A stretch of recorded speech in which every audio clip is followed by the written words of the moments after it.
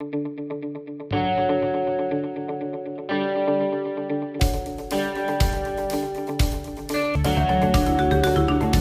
Friends, welcome to our channel. అదిగో పులి అంటే ఇదిగో తోక అంటూ హడావిడి చేయడం మన మీడియాకి బాగా అలవాటు.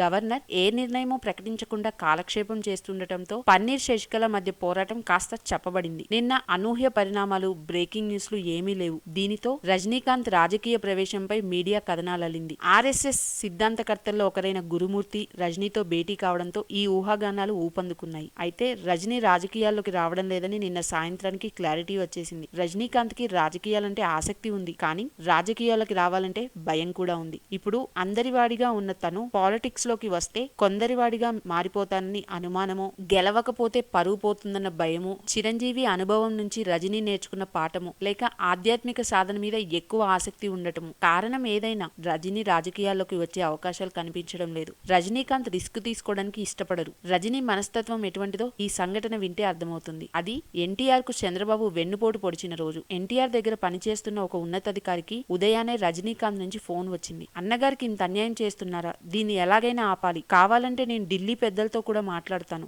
ఏం చేయాలో ఆలోచిద్దాం. అన్నగారికి మాత్రం అన్యాయం జరగడానికి వీల్లేదు. నేను వెంటనే హైదరాబాద్ వస్తున్నాను అని రజనీ ఆవేశంగా చెప్పారట. ఆ అధికారి ఎన్టీఆర్ కు ఈ విషయం చెప్పారు. అంతే. ఆ తర్వాత రజనీ మళ్ళీ ఫోన్ చేయలేదు. ఎన్టీఆర్ కి సపోర్టు చేయలేదు. కనీసం హైదరాబాద్ కి రాలేదు. దీన్ని బట్టి అర్థమయ్యే విషయం ఏమిటంటే రజనీకి రాజకీయాలంటే ఇష్టం ఉంది, ధర్మం వైపు నిలబడాలనే నిబద్ధత ఉంది, కానీ ఒక నిర్ణయం తీసుకునేంత శక్తి లేదు. కాబట్టి ఆయన రాజకీయాల్లోకి వచ్చే అవకాశాలు 1% కన్నా తక్కువే. ఇప్పుడున్న న్యూస్ ఛానల్స్ కి వార్తలు తక్కువగా ఉన్నప్పుడు రాజకీయాల్లోకి రజనీ అని ఒక అరగంట టైం పాస్ చేయడానికి ఈ 1% ఛాన్సెస్ పనికొస్తాయి. ఈ వీడియోని మీ ఫ్రెండ్స్ అందరికీ షేర్ చేయండి, లైక్ చేయండి. మీ కామెంట్స్ ని కామెంట్ బాక్స్ లో రాయగలరు. మా ఛానల్ ని సబ్స్క్రైబ్ చేయడం మర్చిపోకండి. Thanks for watching. By by.